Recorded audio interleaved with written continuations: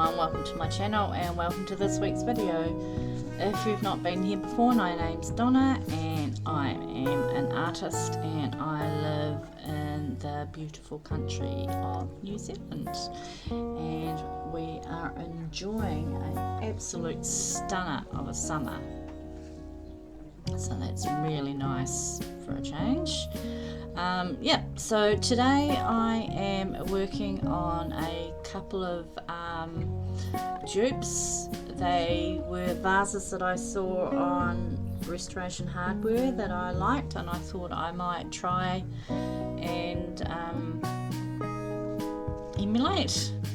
So both these vases I picked up at local charity shops, and they I think were $4 or $5, even though one of them has got the original label on it. It was 40 bucks. But so these I am covering, both of them I am covering completely in air dried clay, and I've rolled it out to maybe 2, 3, 4 mil thick, maybe, I'm not sure. It was a while ago that I've done it now. And I've just glued the rub glue all over the vessel, and I've just rolled the clay onto the vessel. One, because it was just struck me to do it, and two, it helped push it into it, and less finger marks as well. So just with the top here, I am just pushing it down on the inside. This is all going to be scored with a tool that I also picked up in a op shop.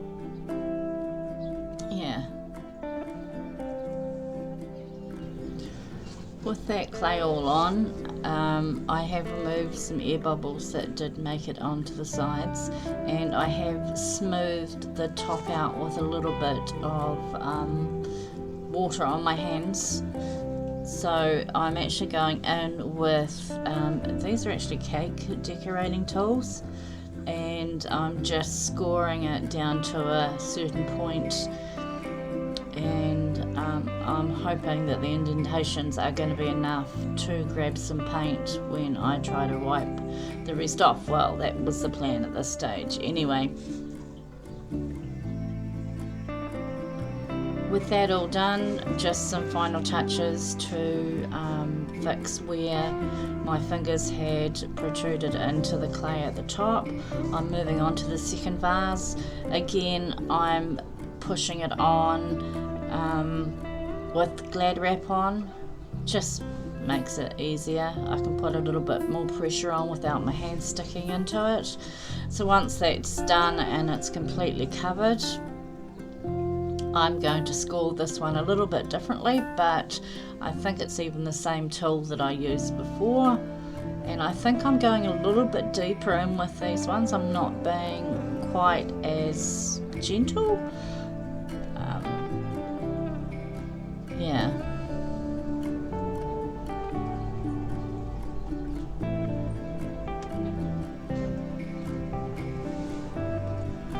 With the scoring done, it's all out in the sun to dry. Kiwi sun's really hot, so it's going to dry really quickly. There will be cracks appear, but I'm really not too worried. It's going to add to it, I think, add to the aged texture of it.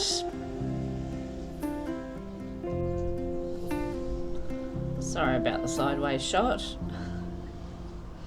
Just to give you a bit of a close up to what they actually look like.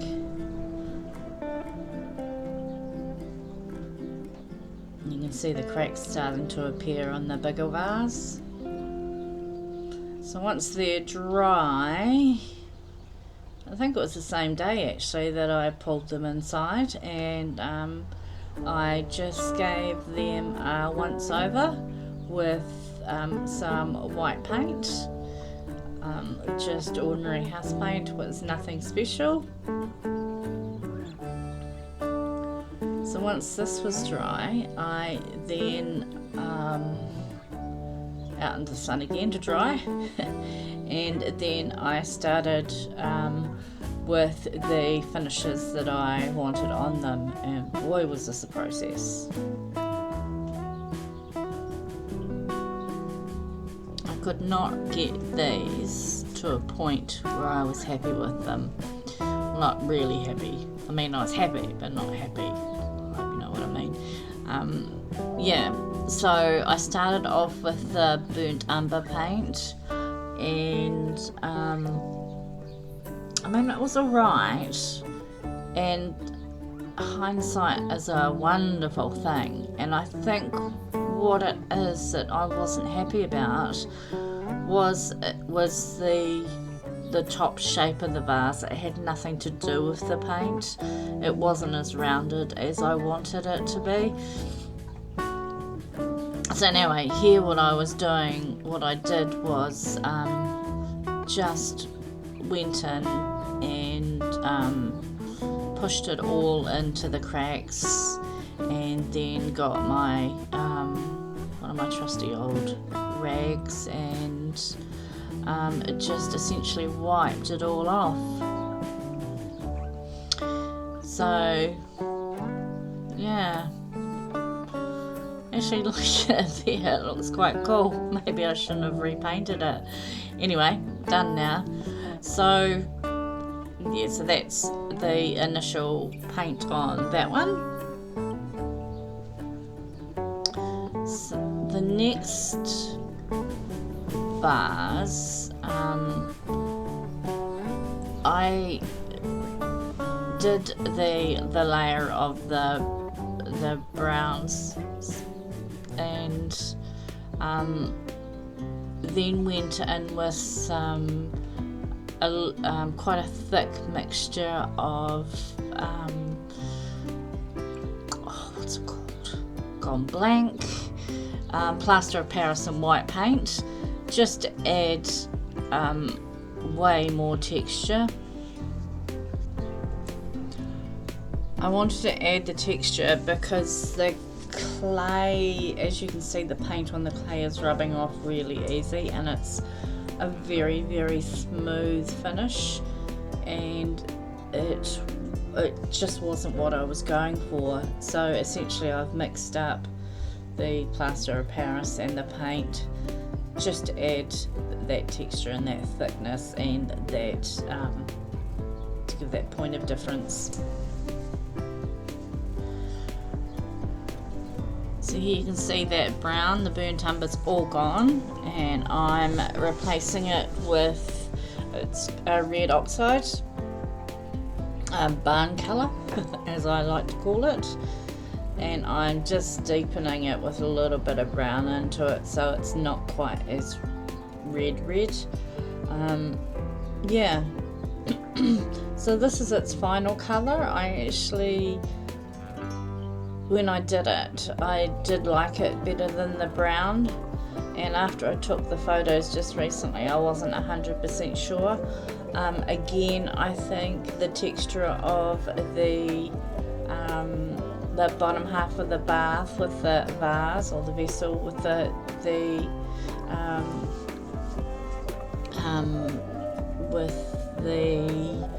oh my lord, the air dried clay being so smooth, it's not really working.